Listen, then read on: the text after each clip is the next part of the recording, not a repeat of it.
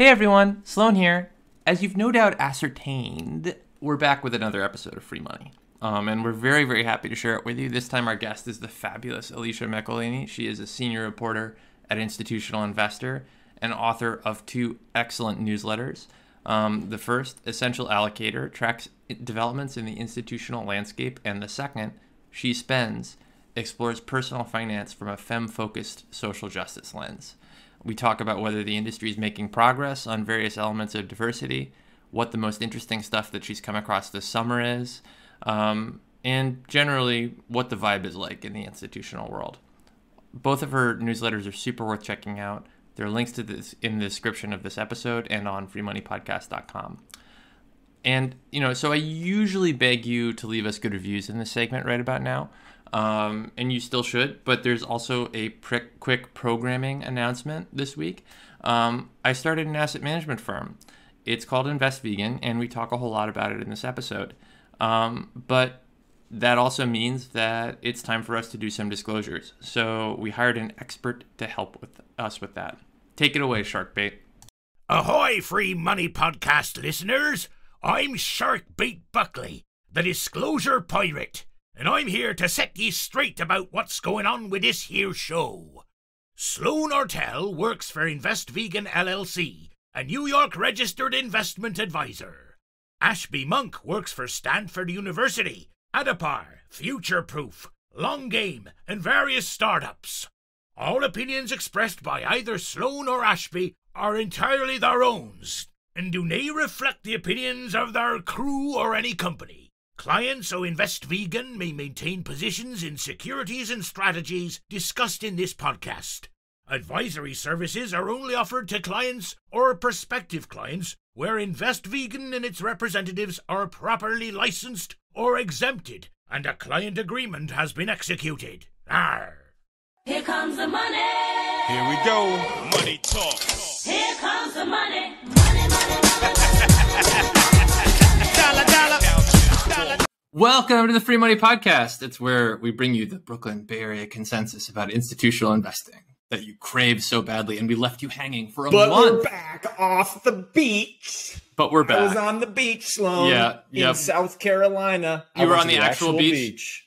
Not a metaphorical beach? I mean, I'm not like one of these dudes on garden leave. And you're like, oh, you were gardening? And they're like, I've never gardened a day in my life. No. Fuck plants. I hate plants. Yeah, exactly. I was on the literal beach because COVID's over. Yep. I was in South Carolina. I didn't see a mask for quite a while, except at the airports, to give some credit. You might have a hard time adjusting to the news flow. I haven't even checked the news. It's over, right? Well, I was taking an improv class, and someone in my improv class got COVID. And now it's because the Delta variant's back, baby. And now we even have a Lambda variant. That's actually news to me, the Lambda. The Lambda, yeah, that's like a non. So are you telling me my vaccine lottery work actually failed to convince people to get vaccinated? Well, I think that you can be proud of making progress at the margins of a very big problem. Yes. That like, and like the thing, like, I think that some people are going to be convincible, some people are going to be not. We do really need like a society-wide Manhattan project to get, people like actually believing in facts again. It is tragic. But yeah, I mean, like, we're joking a little bit here. I've already gotten 2 emails. My kids went back to school yesterday. We've gotten 2 emails from my daughter's school. She's 4th grade. My son is 6th grade. They're frequently on the podcast here. Well known to the Free Money listeners. Especially during the COVID years. In each school, we've already had a case. And that, yeah, I mean, like, that's not surprising. It's really like, and I guess, it is staggering to see this massive just own goal, that we're going through as a society. I mean, like, I guess, even authoritarian regimes, though, like China's having Delta variant outbreaks, like, so it may just be also that the virus is very good, not just that we as humans are very bad. I also see at least here in the U.S., like just an acceptance that we're all going to get it. Like I see now that we've got COVID, like whatever. Yeah. Some of us have antibodies. I think people are like, I just assume I'm going to get it. It's not going to be that bad because I'm vaccinated and I'm going to carry on. The interesting thing is in places like Australia, where they're only 20% vaccinated, even worse than us, they've had 200 days of lockdown over the last year. Not in a row. I did not even realize that. No, that's like there haven't been that many days in the last year. I mean, I think we're doing trailing 12. We're talking about we're doing trailing 12. Yeah, trailing 12. Okay, so sorry, gotta define my horizon. Second, they've been locked down for the last 6 months. Yeah, it's pretty brutal. But look, I do a lot of work with the Australians, and it's been wild the last 6 weeks. Like every time you get them, they're all in their houses. And there was a long time when we were in our houses that they were in the office. And so, it is definitely still going out around the world. So too bad. Have you been good though? Have you anything going on in your life? I mean, the big Sloane story is that I started a small business. Interesting. Which will come as no shock to regular listeners of the Free Money Podcast. It's called Invest Vegan. Oh my goodness. HTTPS investvegan.org. Interesting. Yeah. So you are now selling investment advice. Well, I will be. I'm not accepting any client accounts until September 6th because I still have to get errors and omissions insurance in place. I want to, but then I will be. Quick tip. Just call that oversubscribed. Like, yeah. Oh, that's a good point. The reason I'm waiting to accept new clients is because we're overwhelmed by the inbound here at Invest Vegan, and we just aren't taking on new clients right now. But there's a queue. Yeah, exactly. We can redeploy all that we've learned over the last 20 years to create the most badass. I mean, kind of. That's like, it's a little bit. It's funny. Like, as you go through the process of doing this, I had sort of talked myself out of ever thinking about starting an investment management firm, because the reasons not to do it are so fucking well documented. Like, it's super hard to beat the market. Like, you wind up like in this marketing machine, whatever.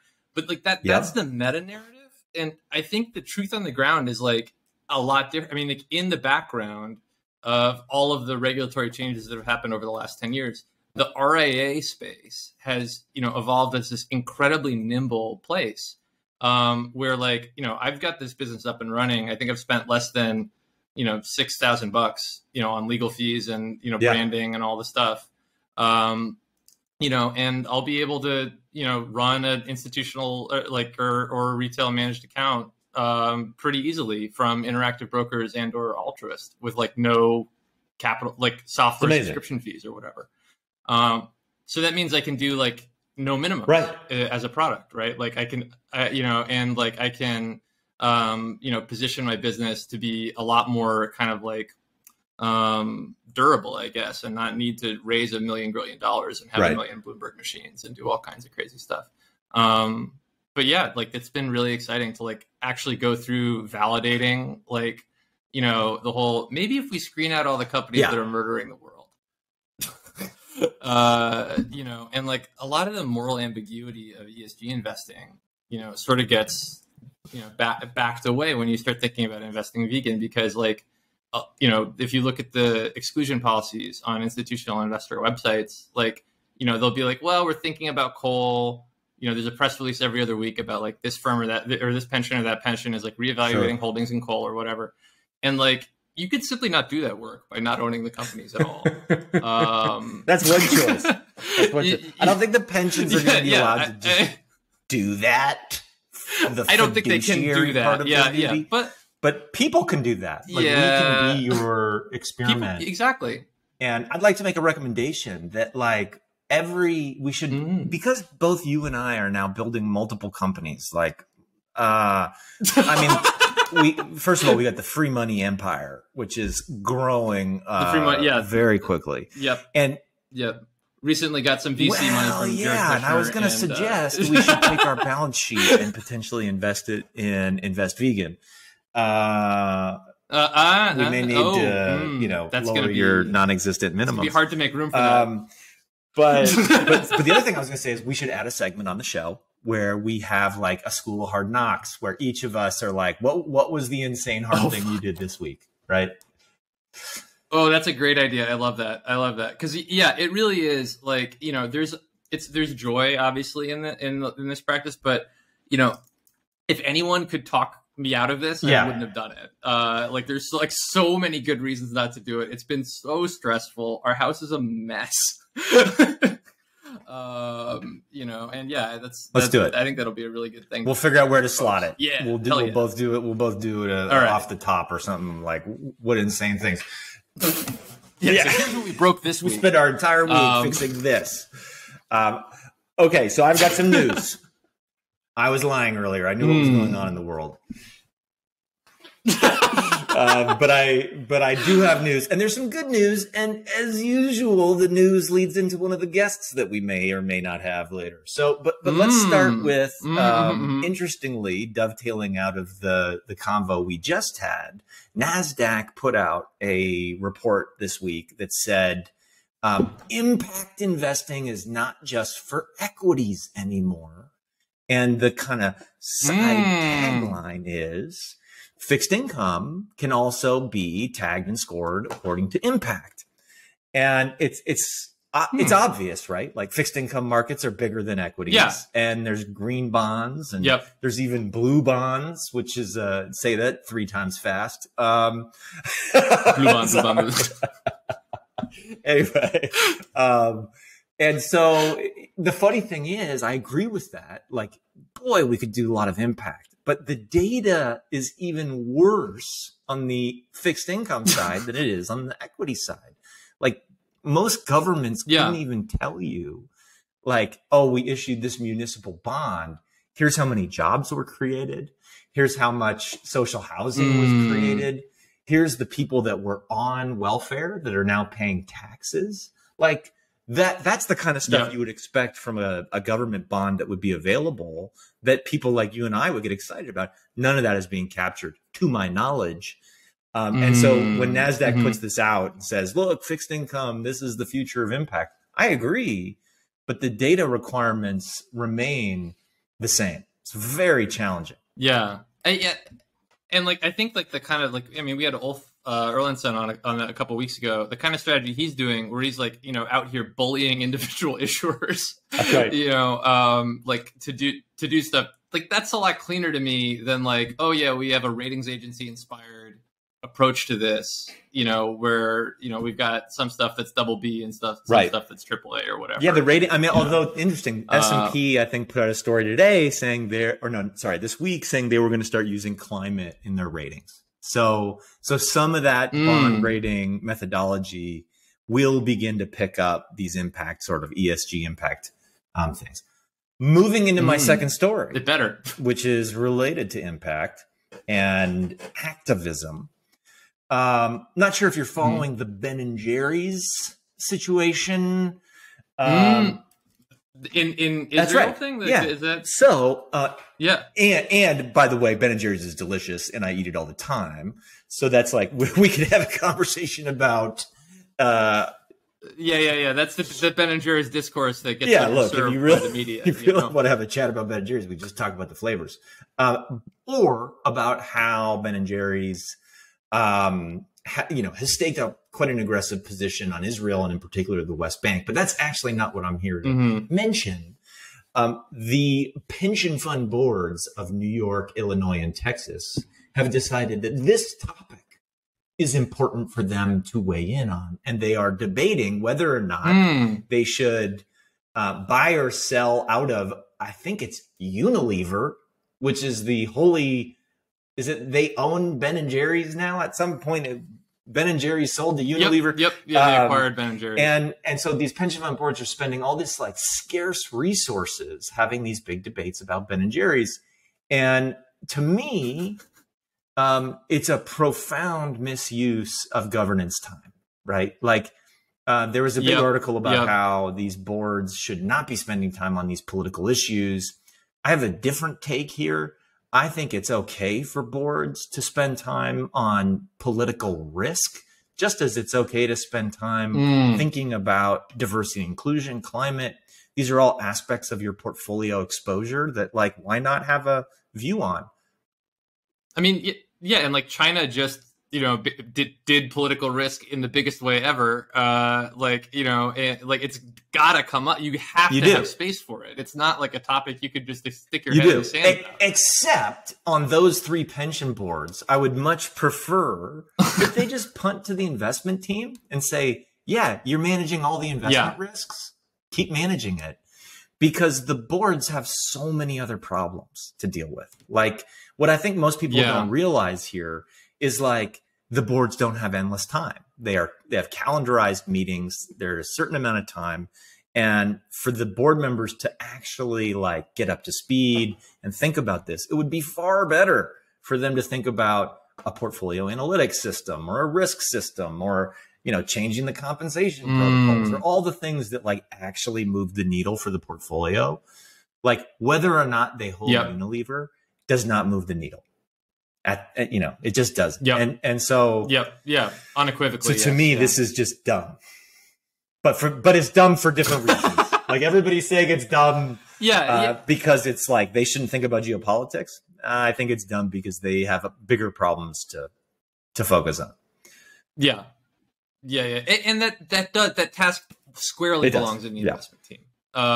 It's which stock to buy or sell. That is you don't need policy level restrictions on that. You need a process that incorporates that, whatever you're worried about at the board level into the investment decision. I am now regretting that I didn't talk you into that PhD, Sloane. This is like, my God, you're speaking the delegated authorities playbook back to me. We should have done it. Anyway. Well, I mean, the podcast it's really, it is. And frankly, at the end of it, the universities may be willing to give you some sort of a honorary. This is going to be such a big deal. There may be honorary PhDs down the road. Last bit of news. Very interesting bit of news from my perspective. Because we normally think of asset owners as investing with asset managers. Is that a fair statement? Mm-hmm. Yeah. I mean, like, that's like they're owners, and then there's managers, and they're, we think of them as mutually exclusive. Has the capital, and maybe from time to time in places like Canada, the people who have the capital also invest directly in companies. But for the most part, they give money to managers who then go off and give money to companies. Mubadala and BlackRock struck a very interesting deal whereby BlackRock is investing. BlackRock is a money manager, in fact, the biggest on the planet. Yeah. So you can't tell me they don't have a lot of internal capabilities to manage money. You can't say that. What you can say is that they have chosen to take quite a sizable sum of money and invest it with Mubadala. And Mubadala, I think what's happened here is BlackRock has a group that does secondaries and liquidity solutions. It's got about $3 billion. They've taken more than $500 million. I think it might even be $600 million, but we'll have somebody to ask in a brief minute. Yeah. In a mere second, And BlackRock is they're buying out the Fund 1 for the private equity fund from Mubadala, and they're investing in Fund 3. And so we literally have a situation here where the manager is investing in the owner. And I've never, I don't think I've ever seen anything like that. I've seen asset owners investing with other asset owners. I've seen asset owners try to bring in third-party capital like that, but I've never seen a manager choose to invest in an asset owner's fund. Yeah, it's very. I mean, like, I had to read that story a couple times. Let's bring Alicia McElhaney into the conversation, and just ask her. She wrote the darn story. She keeps writing the stories that we put in the news. Well, yeah, I mean, it's like when you're True. good, you're good. Hi, Alicia. We were just talking about your story. Hi. The BlackRock. How are you guys? Mubadala, which is how you pronounce it. My gosh, we were what a weird deal. I don't think I've ever seen anything like this, where an asset manager invests in an asset owner's fund. Like, give us the details. How much went in there? Like, is this the craziest thing you've seen? Like,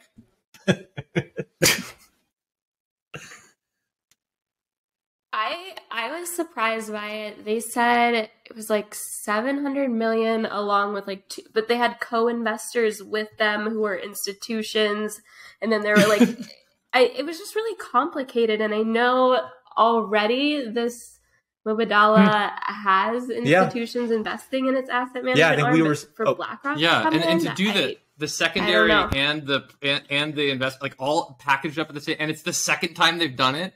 Like, I mean, I feel like I've been sitting on my thumbs. Like, I think that if I swirl my tea around and look at the leaves at the bottom of the mug, I would expect BlackRock is playing for a SoftBank-like relationship, where Mubadala put, what was it, 13 or 15 billion dollars into a SoftBank vehicle, and I believe SoftBank also. I'm totally like now forgetting. I think SoftBank had a venture relationship with Mubadala that like preceded that, and so maybe that's what's going on here. This is just a real deepening relationship between BlackRock and, frankly, Abu Dhabi. Yeah, cool. Well, we're pumped to have you here because we keep talking about the story. It's really interesting, right? And also, Ashby keeps. I am just calling you Alicia now because I was trying to say it before we got on the phone, and still not coming out of my mouth right. It's a little bit like Sloane's attempt at Mubadala. So what we want to talk a little bit about the institution space and then get to some of the other stuff. But like for you, you're like covering the same beat as us now. You're very focused on asset allocators. You're writing this awesome newsletter about asset allocators. Like for you, what are the most surprising institutional stories that you covered this summer, if there is one? And like, what are also like, have you seen anything really smart that institutions have done that we want to be like explaining to the listeners?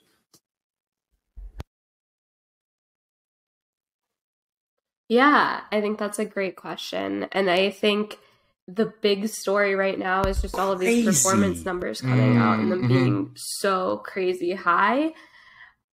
I am curious about like where we go from here. Like, they can't stay like this. How do you explain to your board and your stakeholders like this is not happening forever? And how do you position your portfolio moving forward? I think I saw Mississippi generated 33%, and it was like, I don't want to like talk down to Mississippi. I just never heard of Mississippi's pension plan much. It's like I couldn't. Most of the plans out there, I'm like, I don't know what they're doing.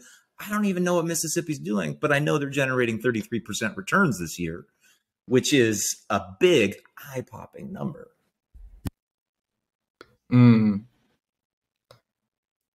Right. And it's not just coming from like the public markets being up so much as those private investments, returning for people. And like, does that also continue in valuations? Yeah, and like so many of those victories are kind of like, I think it was an institutional investor story, but the University of Minnesota pension, like having something that was like, all of their private markets return in 1 year. That's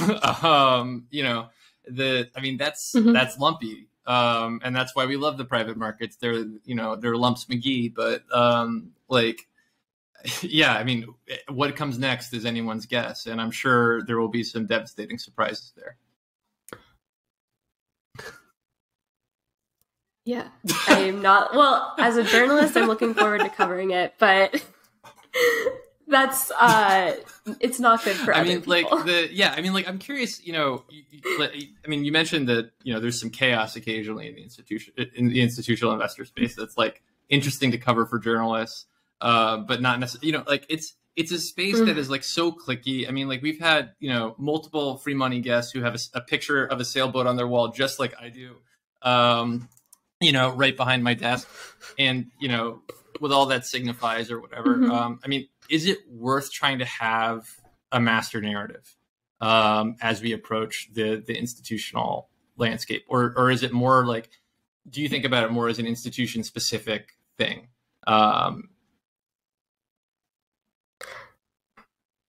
That's such a good question. I think it's a combination. Like, as you go in to cover these stories, you have to have a couple of things like thematically that are going on, performance being one of them, ESG, crypto, staffing changes. But then you get these like more institution specific stories that like maybe can reveal something broader about the industry, but like are also just interesting because sometimes crazy things happen and people really like to read about that, and I like to read the institute. I know that you know a ton about the retail space as well, and the institution space is just not it. I mean, it can be that exciting, but it's often not as like, I don't know, headline grabbing. Like people tend to like want to write headlines about Robinhood being sued by Massachusetts or something like that.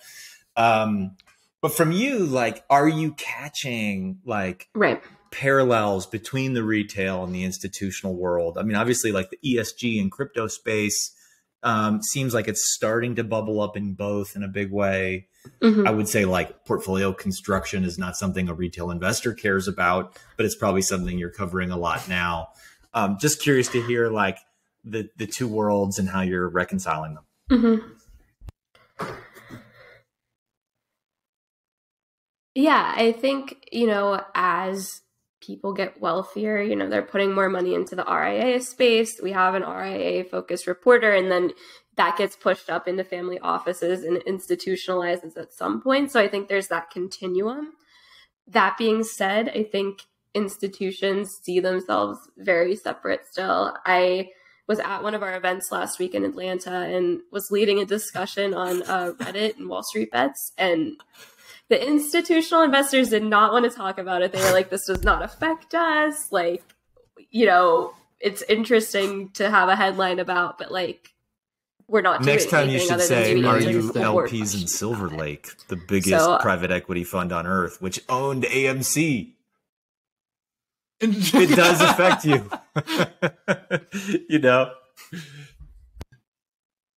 Right. But it's one stock in such a big portfolio. I guess that's what the thinking is, but I don't know, because I think maybe this does change the markets longer term. It changes certain hypotheses about how we think it works, and maybe that also changes how you build your portfolio. But I feel like there's like a snobbiness thing happening no. here too, where like, I mean, the having just started an RIA, I can say with love that the RIA space is much sweatier than the institutional space. Like there's just like, there's a lot. Yes. I mean, when I was going through getting insurance, they were like, do you want to sell like things that openly steal from your clients? And I was like, no, I don't want to do that. They're like, okay, but we had to ask just because, so like, I guess, I mean, do you think that there's like a hesitance to identify with the great unwashed thing? Yeah, absolutely. Oh, they didn't go to school for it. They don't know what they're talking about. They didn't spend how many years sitting in a cubicle, exactly. looking at a spreadsheet. How Clearly, do they know? Not aware of the patented, Liz Zhang method of doing research But Sloane, that was discussed in a previous your episode. website is like slicker The longest than one. most of their websites. I was looking at your website, and I have to say you got some seriously talented design and graphics on there. And if you look at your website, you open up the old CalPERS website. There's something to be said for entrepreneurial spirit and craft. Although maybe you have quite a bit less to lose, so you. I have fewer stakeholders to satisfy. Certainly, I have to make sure the cat is fed on a regular basis. Speaking of which, I would love to hear at some point what they were pushing at you that would steal money from your clients. It's private real estate investment trust. It's like a thing. It's a thing that people do for some reason, and like the only reason that it exists as an asset class is because of the commission structure, which can be in excess of 7%. Just to buy real estate on a private, just to buy real estate. Anyway, Alicia, I want to talk about She Spends, because like when we think about these these macro narratives, whatever, there are so many destructive social norms that wind up getting talked about in financial terms, right? Like, I mean, like somebody a while ago was like, you know, all women worth marrying are debt-free virgins, you know? And like, I mean, I obviously hang out on some bad places on the internet, but like you know, what are the patterns that you're observing, and what can be done about them, you know, in terms of making a better narrative? And you mean like in terms of looking at like personal finance or retail investors? I mean, I guess also if you want to talk about the institutional side too, I mean, there's sort of a continuum. No, I hear you. Right. No, I see sort of the biggest problem with, you know, personal financial advice and like what's going on out there right now is that there's really a lack of discussion of class. You know, typical like CFPs, like, you know, the people who are advisors aren't targeting people who like actually could use advice. They're targeting people who can pay them fees and like cover costs for running their business, which, you know, it's fair to do, but it's not really helpful to most people. And I found even like in writing about personal finance for a couple of years now, it's hard to say like save money every month whenever you know people aren't making enough money to get by. So that narrative and that sort of piece feels missing, and I don't know really how to fix that, because what do you tell people who don't have money? Like, totally reminds more me of it? Okay. When we were starting Long Game like 6 years ago, we were like, we're going to gamify savings and help people save for retirement. And then we got into the accounts of these people, and it was like, oh my God, you have credit card debt of 14%. Like, let's pay that first. And so what we pivoted towards was like building a rainy day fund, actually, instead of pushing them into a 401k, so that if they have a rainy day fund and their car breaks down, they don't have to go and put, you know, $250 on a credit card. They have enough cash to do it. And it's like, I don't think people realize how many people out there are not yet even ready to begin the savings journey because they're still just unwinding debt. It's like most of America. Right.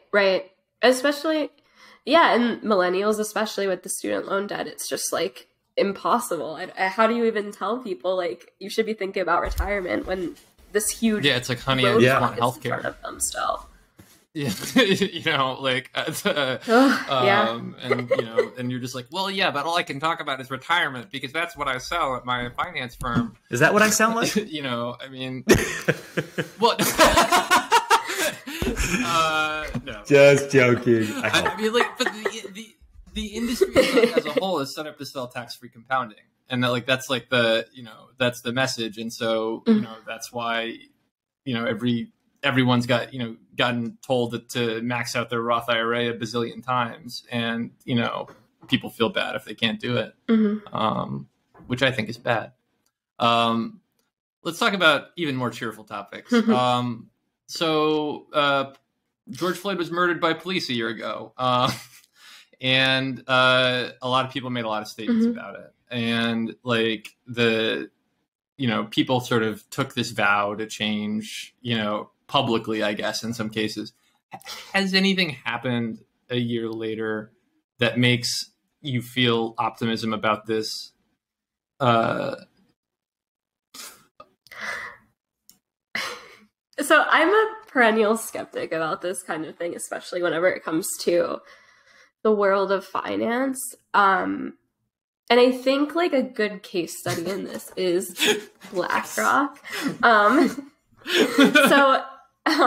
Here we go.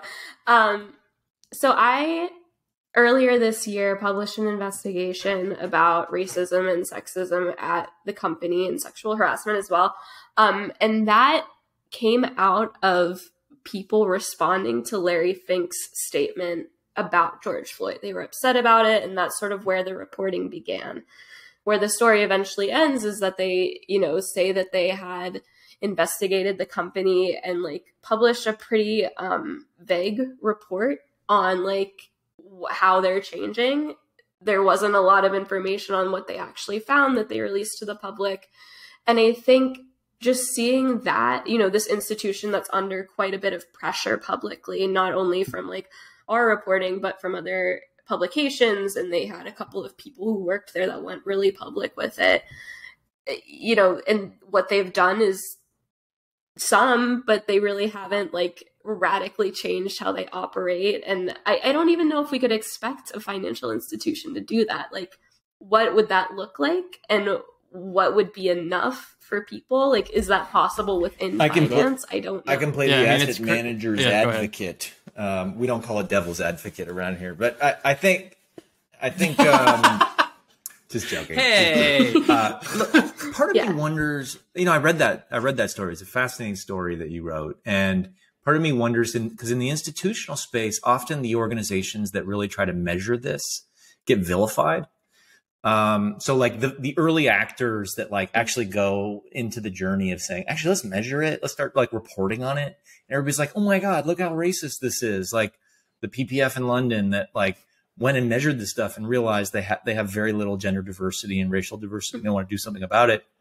You know, Larry Fink, for like all the foibles that you're pointing out, like he put climate risk on the agenda of just about every single pension fund on earth by stating climate risk is financial risk. And so, you know, part of me is like, I wanted like more reports like this. I want like more, exposés is the wrong word, but I want more like transparency into these issues, because I think the three of us know that this is like pervasive in Wall Street. You know, like I've been to enough investment conferences that like there's a certain type of human being that goes to those conferences, and there's certain types of people that don't necessarily make it on the invite list. So anyway, I'm just suggesting that maybe like there's something positive in that act of trying to report it and be out of. I completely agree. Like, I think that in going public about this and in making these, you know, promises, they've kind of pushed themselves ahead of a lot of other asset managers. And, you know, in a world, like, in my view, there's so much more to be done, but like I don't know, they have done something, right? Like, you know, we hear a lot of names, especially as reporters, like of like other institutions we could be investigating and try to do it, but it's hard to get people to talk about their experiences. I mean, I keep thinking about as you think about Larry Fink, and I'm going to draw a comparison that is like not meant to, you know, imply any specific wrongdoing on Larry Fink's part, but like you know, our governor just resigned here in New York, and you know, Andrew Cuomo is someone who you know, championed like legislation that, you know, led to New York being very progressive on, you know, a lot of workplace discrimination stuff. But, you know, nonetheless, he himself, you know, created just a really disgusting work environment, you know, and had a vibe that was off to a lot of people. And, you know, like, I think like, I know like bros at various like of these firms that are like trying to do the right thing. And many of them are really good people. Certainly all of them who listen to this podcast. But like you know, there definitely are people who have Cuomo-esque vibes that, you know, have been kind of pushing themselves to the fore as champions of inclusion and diversity in this terrifying. Can I ask you two like a quick question on like the outcomes of the Me Too stuff? Because I think as we got into that Me Too movement and it, you know, took full steam, I wondered, and I actually didn't have to wonder. Like I had people say this, that like people were more worried about hiring women into little tiny partnerships, of which like many asset management firms are like 4 people, you know, 8 people. And so I don't know if there's a link here to this, but like I worry that these negative stories come out and then people are like, well, screw it, we're not reporting any of it. And it's almost as if like the world is gray. It's not black and white. And we all need to like have a nuanced understanding, but people don't take the time for the nuance, you know, so it's just hard.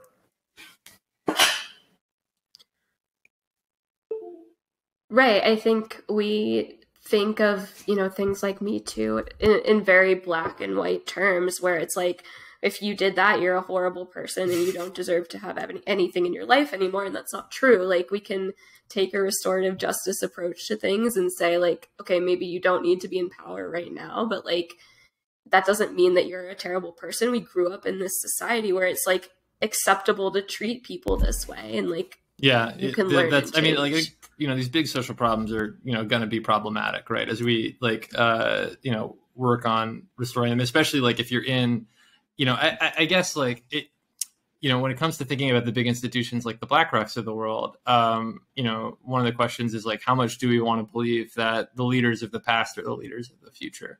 You know, and like, if there is a different tenor in, you know, kind of the way that institutional investors are approaching their partners and caring about these sorts of alignments, you know, about social issues and stuff like that, you know, it doesn't feel crazy that you could have other firms evolve and kind of drink BlackRock's milkshake. And I mean, like, you know, we had engine number 1 on like last week, and, you know, they're like literally to me seem to be set up to drink BlackRock's milkshake, you know, and like outcompete their you know, their index fund business. So, you know, hopefully, I mean, I feel like that is kind of, I'm hoping mostly for that, but I'm also cheered by the response of the, you know, like when people take it seriously. And I would love to see more activism on the asset owner side with their asset managers. So asset owners, not just like voting proxies with companies to get board diversity, but asset owners demanding of their asset managers that these different policies are in place, like you know, almost like a corporate governance structure for the managers. I think that is kind of the next phase of ESG, where, because it rolls downhill from there.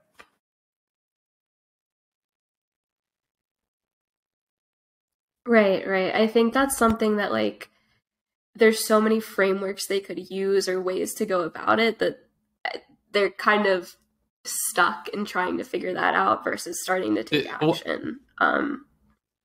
I'm curious, have you seen anything like that's been effective in doing that? The one that everybody will point to is ILPA, with the, you know, the Limited Partners Association in private equity, and trying to get different fee arrangements and different like LPACs, like limited partner committees and things like that. So has that been effective? No, probably not. You know, like if we're real, like, they're doing the good work, they're out there fighting the good fight. But like, if you go talk to, you know, private equity professionals at asset owners around the world, I think they're still pretty crabby that they're not getting the information they want from GPs and the see-through and the alignment and things like that. But like, and that's just like the core business of investing. That's not even like the diversity questions that I think we're talking about, equality questions and things like that. You know, this conversation has me wondering, Alicia, I want to put you on the spot a little bit. Because like, you know, we're talking about the bad news and the way that people are handling the bad news. Like, if you were to like think about a dream good news development that was like slightly within the realm of possibility, you know, I don't know if on diversity in the institutional world in general. I mean, like really the, you know, something where you're like, this is like honestly the best thing I could imagine without departing from the bounds of this reality. I know it's fucking impossible. That's such a difficult question. I think someone coming up with like an effective ESG solution that's like not very slow partial divestment potentially, or like a little bit of engagement here and there, like seeing something like very legitimate would be amazing. And I don't know if that's out there yet, but you know, what was it, yesterday or today, New York started, you know, the ball rolling further on their divestment from fossil fuels, and like that's cool. I would love to see more of that, maybe. Yeah, I mean, there's just so many interesting like possibilities. I would love to see super ridiculous performance emerging out of like some of these strategies, right? So that like, if you're like, we're like writing our own ticket to like a great outcome. Yeah, like somebody like Darren at Illumin Capital, who we had on here, I don't know, 9 months ago or something, like his strategy outperforms, and like everybody's like desperate to get access to his fund, which is seeding diverse managers, you know, like that would be pretty badass outcome. And by the way, I think he is raising his second fund right that's now. I think I talked to him the other day. Like, I think he's actually doing pretty well. So who knows? I'll introduce you, Alicia. Nice. Great story. But yeah, Alicia, thank you so much for coming on the show. I mean, that's like, I think we're eating up our prepared questions. Yeah, no, I think we're literally just chatting. But yeah, we love to read your stuff. And I love it. Thanks for being here and keep working on these important topics. Thank you so much for having me. Love the podcast. Glad Thank to you be for here. coming. Okay, bye guys. Yes, of course. Bye. Yay. I'm always like I always forget that I can kick people on my end. Perfect. And then I'm like, oh yeah, we've taken up a ton of your time, and it's like, you just point and click and look awkward. It's like at the end of Zoom meetings, they still don't have a good way to end Zoom meetings. Like, it's still like you're kind of looking at each other, being like, who's clicking out? Just ring a gong. I mean, well, we can do we have yes. transition. Why aren't you doing more of that, Sloane? We need like a gong. When somebody says something dumb on the show, it's like gong. Or maybe there would be too many gongs. I don't know. I forget that this panel exists, but I've got all kinds of good stuff. I mean, Yeah, I mean, everyone's laughing right now. You can tell it's great. Such a fun time. They're having such you can tell we're dialed in after the break here. We're really crisp. I mean, but I'm so glad we were able to get Alicia on the show finally. I mean, I think she's got such a good actual human perspective on how this shit is evolving. It is fun, and I don't think people realize how many allocators she's probably talking to every day, more than me, because as journalists covering this beat, she's out there, dialing and talking to chief investment officers 4 or 5 times a day. So she's on it. Yep. Yeah. And she puts out more copy than almost anyone I know. It's crazy. It feels like it's one a week. So is that I guess I should a fair assessment, or is it more? She's got 1 or 2 stories on Institutional Investor, and then she's got her newsletter, and then which is so she got 2 newsletters actually. She's got the Essential Allocator, that's an Institutional Investor newsletter, and then she's got She Spends, which is a personal finance newsletter that kind of centers non bullshit concepts of personal finance. So I recommend everyone sign up for both. Indeed. Yeah, exactly. But I mean, I've already played many sound effects, but I mean, there's really only one that I know you all love. People are fast forwarding just to hear that sound. Yeah, the beautiful sonorous tones of the Dear Ashby horn. This is, of course, the segment where we answer listener questions. People send in questions for the one and only Ashby Monk. And then we banter. We sometimes get a decent answer, not always.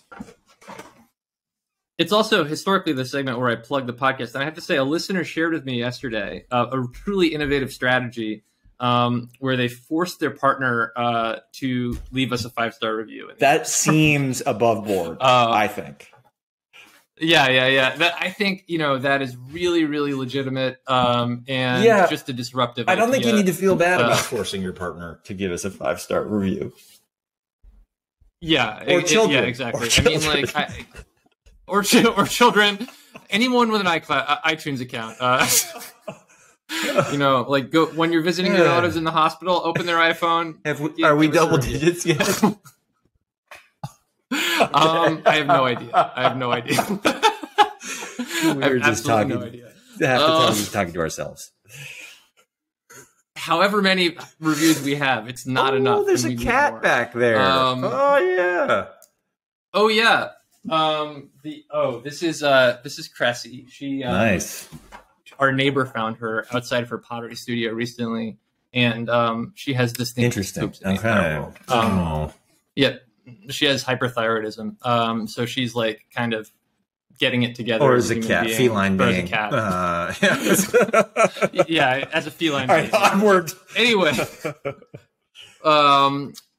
first question this week is, how healthy is skepticism as part of an investor's tool? It's healthy. I mean, you know, it's like pretty much healthy. As far as I can tell, pretty much the entire toolkit wouldn't function without skepticism. I mean, I feel like oftentimes I'm like, hey, you got to put a little bit more optimism back into this process, especially if you're investing in like the world of like angel investing or venture investing. You know, oh God, you have to ask the question that's like basically instead of like what could go wrong. Yeah. The interesting thing about that question is like who is like appropriately skeptical. I think in an organization, fixed income investors are often like what could go wrong. Yeah. And that's because like the upside is capped, but the downside isn't. And what you'll find is equity investors are usually very optimistic. And they're sort of thinking about like the growth outcomes and things like that. But yeah, I mean, skepticism, you know, every due diligence you want to go into with, you know, like real questions about, you know, the management team, the companies, like you want to be a skeptic around accounting statements and things like that, you know, because guess what? Bad things happen. Yeah, and yeah, especially statements around impact too. Like I think like I actually, you know, not for nothing, I've just reviewed about like 1,000 investor decks as part of my insane investment process. And holy crap, do people really make a big issue out of small things? Like, you know, people will write 10-page reports about how they allow their employees to have 8 hours of work off a year to volunteer. And they'll be like, last year, our employees worked for this volunteer organization, and they handed out they packed 700 lunches for high school kids. You know, like that's called greenwashing, even though that is not climate related. But that term applies to people basically making shit up, and you're not skeptical enough out there on average, and so you don't check. When Robinhood tells you that it's free, it's not exactly free. You know, like all of the free, and now everybody has free trading. And so, you know, these are the things that like having a healthy bit of skepticism just to go and get the facts. That's a really valuable component of every investor. You know, most of the time you have to nurture that in people because we like to trust each other. Yeah. But that's most of the training for an investment is like building that skeptical muscle. And then I guess the level 2 skill is learning how to take that skeptical muscle and put it to sleep in your day-to-day life so that you're not, like buzzkilling 100% of the time. Debbie Downer, SNL, 2004. Debbie Downer, yeah. Or let's be real, Donnie Downer. True. Like fair point.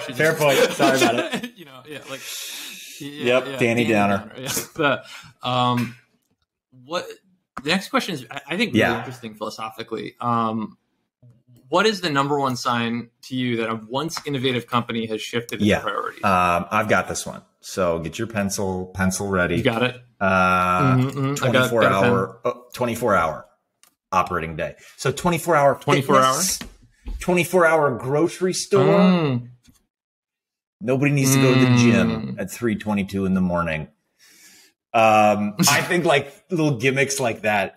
That's not my real answer, by the way. But I was driving by the 24-hour fitness the other day, and I was like, "What the fuck is that?" Like, it used to be innovative. What are you guys like? Is that the thing that like you want to like win customers because they might need to go to the gym at 2:20 in the morning? You know, I think weirdly with gyms, like sometimes, like a lot of people who I know who've like slept rough for various parts of time, like have used gyms as their that's a good point. And so and if the membership fee wasn't $400, and you know, like if it wasn't like ridiculous. No, my real answer is to look at the percentage of staff working on R&D versus go-to-market, right? So like you want a high percentage of staff working on research and development and not marketing, sales. And you want to say what you want to do is look at an industry and be like, okay, like what is the staff count? How many are in engineering teams, product teams, things like that? Sales engineers might count as engineering, you know, and then you look at that compared to the go-to-market team. Like if it's very heavy towards like people smiling and dialing, you're now in the exploitation of the asset rather than the creation of new assets. And similarly, if you have a CEO that kind of comes out of, let's call it like MBA land, which is more like sales, marketing, you know, ops, finance, then you're more like, let's exploit this great asset that we have and generate high return, rather than the engineering or the founders of these companies, which are usually, you know, coming out of some hard science. Then you're still kind of in an innovative mindset. But these are all things that, like, I'm sure people have tested. I didn't take the time to Google Scholar. I mean, that makes total sense, though. Like, I mean, to me, intuitively, like the dividend policy too is a really good, you know, I mean, like, it's I mean, you know, there are a bunch of companies that I looked at recently that are like, they basically seem to acquire small startups and then, you know, put them onto like enterprise sales platforms. And like, you know, the whole bit is, well, we've already sold, you know, a such and such and so solution to the Fortune 500. Why don't we just bolt you onto our sales effort? You know, but this is like the dynamic capabilities stuff that's been around for a long time. I think it was it Williamson or Samuelson? Anyway, it's like, how do companies maintain that innovative posture while also like hitting their profit margins? And it's really hard. And you've seen it with Amazon. Like, they've never paid a dividend, right? It's like they're just reinvesting in themselves. And that's why you've got, like, you know, space planes looking like dicks going up there, you know, it's like, that's all they do. And so really, I think we call it organizational ambidexterity. And it's like investing in innovation while focusing on efficiencies and profits. It's like ambidextrous in that.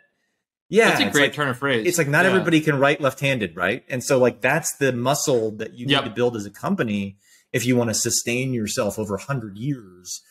You need to be efficient on the things that you've kind of developed already, but maintain that posture to build new and innovative assets.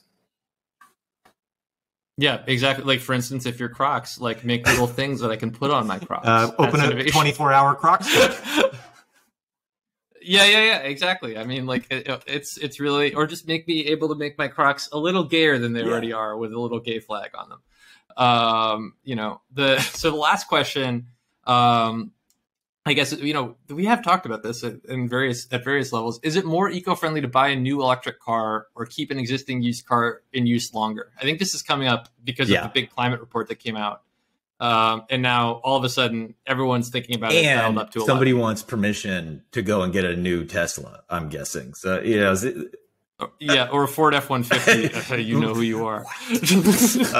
I think I know the new true. electric Ford F-150. There's a lot of excitement. There's a lot of excitement in the listener base. I am pumped about it because you can actually charge your house according to the advertisement I saw. If the power goes out, you pull power out of your Ford truck and keep your fridge going. Which is just radical. That's built for tough. There's two parts to this question, which I would just want to tease out. There's like the obvious part, which is like, let's think about the emissions, the carbon emissions from my activity. And there's a lot of work out there. And I think like pulling it out of my ear, it's like three things, like how old is the car? How much do you drive? And how big is the car? Like, what is its fuel efficiency, which should determine whether or not you should keep your old car or buy a new electric. And if I'm remembering, it's like, if it's more than 10 years old, like it's so toxic that you should just get rid of it. But if it's only 5 years old and you're only doing like 10,000 miles and it's a Honda, yeah, you should probably keep it for a few more years. But that's only the individual piece. I think sometimes people lose sight of the fact that like we're trying to build momentum behind an industry to electrify cars. And so if we all like buy cars a little bit earlier, you know, like then we might normally and buy electric, those signals are noticed by Daimler, by, you know, all the big companies out there. And it's those companies, not just Tesla, but like Ford, that are truly going to electrify the fleet. And we want them to be like, oh shit, we can't ignore this space anymore. And so that's the momentum of the electricity industry that I think sometimes people lose sight of when they're like, let's do the math on like how much it costs to actually make a Tesla battery in terms of carbon. Yeah, exactly. And like, oh well, you have to harvest these minerals in like an unsustainable They're not way wrong. and Like stuff, if all we're doing is like, doing that like binary fucking math, there's certain situations where you shouldn't buy electric. But if we're thinking like entrepreneurs and building like a new future and trying to build momentum behind that future, and we do this all the time in entrepreneurship, where it's like, we need to make this feel inevitable so that everybody gets on board. Like, by the way, that's why Elon gave his patents away. He was trying to like make this feel inevitable and build an ecosystem. And so like, if I buy an electric car instead of keeping my gas car, like the world needs to realize like, I'm changing my house. I've now got solar on the roof. And it implies a lot of stuff about the future that other companies will begin allocating resources differently. Yep. That makes total sense. Because I mean, like the people who put solar on the roof in 2016 or whatever, are now on to the next thing. Like I guess there is just jump starting that needs to happen here, where we go from system A to you just described me. I have solar on I live in California. It's different. Like solar pays off in like 22 minutes. You are? We're getting it on the roof here. We just had someone come look at our roof like a second ago. They said that here where we are in New York City, our current bill for just our apartment is $150 a month and change, depending on the air conditioners. That will now be the bill for the whole building. That is rad. Solar. Plus, they're going to give me a little cover for parts of the garden. Beauty. So you can grow your blueberries. I can grow my exactly. Like I've been trying to shelter my strawberries and my blueberries. Not your raspberries. That's the other part of the. I want another segment on the show. Gardening. Yeah, gardening. People are groaning. We'll do it at the end. We'll do it live. We'll do it. Well, did anything happen to your garden while you were gone? I paid a human being to water my stuff. I know. Although my wife just dropped a water bill on me. And I need to invest in gray water because I'm feeling a little bit sheepish about a multi-$100 water bill. And I'm starting to feel real bad about the drought, and I need to just chill out. I have been like really focused on pulling carbon out of the atmosphere for all of you listeners. And now I also need to contemplate the drinking water situation. So it's just super hard to be leading edge on all these environmental issues. Do you know about biochar? Biochar, talk to me. Biochar is really, really cool. It's basically it is a specifically combusted kind of waste, usually human waste. I've got that. But it's hard. That's illegal to buy. I've got a bit. I've got a bit. The rest of the world. But you can get like, old wood or whatever. And basically they combust this stuff at extreme temperatures. It holds the carbon in it. You mix it into the soil, and then it improves water retention in the soil dramatically. And it also gives a whole bunch of a boost to like the fungal and kind of mycorrhizal network that's going there. It's like it's one of the like ancient indigenous farming strategies that we sort of lost when we kind of industrialized agriculture. And it's really last but not least, there's a great show on TV where like two people like me and you, they buy a farm, and what's it called? It's might be called a farm or something, but we bought I think a farm. It might be called We Bought a Farm. If this is not the Jeremy Clarkson thing on Prime, this is something else. But and it's all that kind of shit. They got the soil dialed in again. Then all of a sudden the snails came back. Then they released ducks, and the ducks ate all the snails. And then when the ducks ate all the snails, like hawks started flying around to eat the duck. It was like, oh my god, I love. It's a pretty cool story about how you bring biodiversity back, and it starts with making sure the soil is next level. So anyway. The soil is everything. I mean, like, I guess, nothing is investment advice except to take care of your soil. This is the one fucking shit. Yeah, I'm gonna get sued into oblivion. I don't think you're allowed to be fundraising right right now, Sloane. You might need to beep out everything that. No, I am. I'm like, I'm not fundraising. That's right. I accept a client account. But you're oversubscribed. I'm oversubscribed. Yeah, there's been too much interest. All right. Bye. Bye.